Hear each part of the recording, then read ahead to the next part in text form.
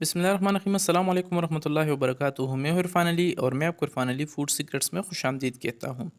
दोस्तों, आज मैं आपके लिए बीफ स्टिक टिक्का कबाब की इतनी ज़बरदस्त और शानदार रेसिपी लाया हूं ना, जो भी इसे एक बार पकाएगा तो इसे बार बार पकाएगा, क्योंकि इसका जायका ही कुछ इस तरह से होता है कि हर किसी को इसका जायका पसंद आता है। इंशाल्लाह आज मैं आपको बिल्कुल सिंपल और आसान तरीके से ये रेसिपी बना के दिखाऊँगा। तो चलिए फ्रेंड्स, स्टार्ट करते हैं इस मज़ेदार सी वीडियो को। यहाँ पर हमने बीफ गोश्त लिया है, जिसको हमने पीसेस में काट कर इसको हमने 2 से 3 दफ़ा अच्छे तरीके से धो लिया है। धोने के बाद अब हम इसमें शामिल करेंगे मसालों को। तो यहाँ पर हम 1 चम्मच अदरक और लहसुन का पेस्ट इसमें शामिल करेंगे। आधा चम्मच यहाँ पर हम तिक्का मसाला इसमें शामिल करेंगे।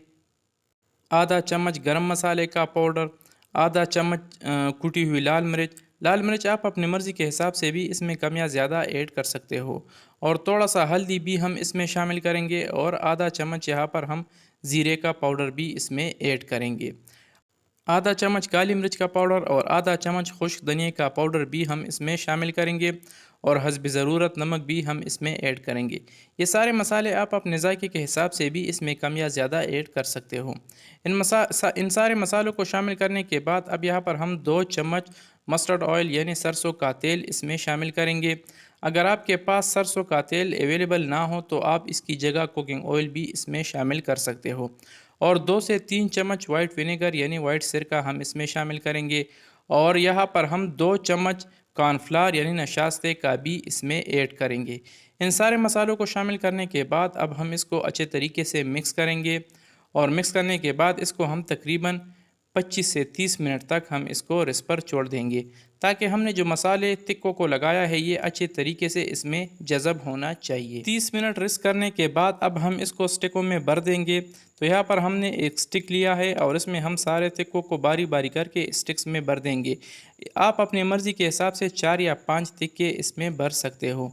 यकीन माने दोस्तों, इस रेसिपी का जायका बहुत ही ज़बरदस्त और लाजवाब होता है और ये ऊपर से इंतहाई क्रिस्पी और अंदर से बिल्कुल नरम जूसी बन जाते हैं। तो इसलिए आप ज़रूर इस रेसिपी को घर में एक बार ट्राई करें। इंशाल्लाह इसका रिज़ल्ट आपको बहुत ज़्यादा बेहतर मिलेगा। तो जनाब, अगर इस दौरान आप हमारे चैनल पे नए हो तो हमारे चैनल को भी ज़रूर सब्सक्राइब करें और हमारे फेसबुक पेज को भी ज़रूर लाइक और फॉलो करें, क्योंकि इनसे हमें काफ़ी हौसला मिलता है और हमें मज़ीद काम करने का जज्बा पैदा होता है। अल्हम्दुलिल्लाह हमने सारे स्टिकों को तिक्कों से भर दिया है, आप इसे देख सकते हो। अब बारी आती है इसे पकाने की यानी फ्राई करने की। यहाँ पर हमने फ़ैन को चूल्हे पे रख दिया है और हमारी जो घी है ये अच्छे तरीके से गर्म हो चुकी है।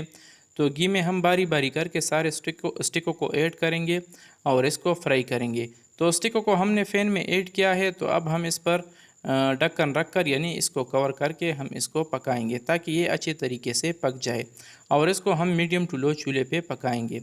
अल्हम्दुलिल्लाह हमारे स्टिकों का जो एक साइड है ये फ्राई हो चुके हैं, आप इसे देख सकते हो। तो अब हम दोनों साइडों से इसको अच्छे तरीके से पकाएंगे।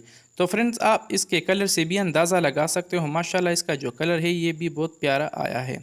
तो इसको मज़ीद कुछ टाइम पकाने के बाद इससे हमने दोबारा ढक्कन हटा लिया है और फाइनली दोस्तों, हमारी बीफ टिक्का कबाब की जो रेसिपी है ये तैयार है, रेडी है। आप इसके कलर से भी अंदाज़ा लगा सकते हैं।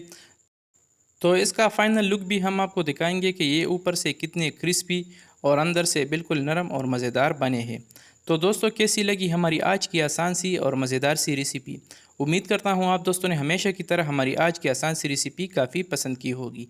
अगर वीडियो पसंद आई है तो वीडियो को भी लाइक करें और शेयर करें और चैनल को तो ज़रूर सब्सक्राइब करें। तो फ्रेंड, मिलते हैं नेक्स्ट वीडियो में, तब तक के लिए अल्लाह हाफ़िज़।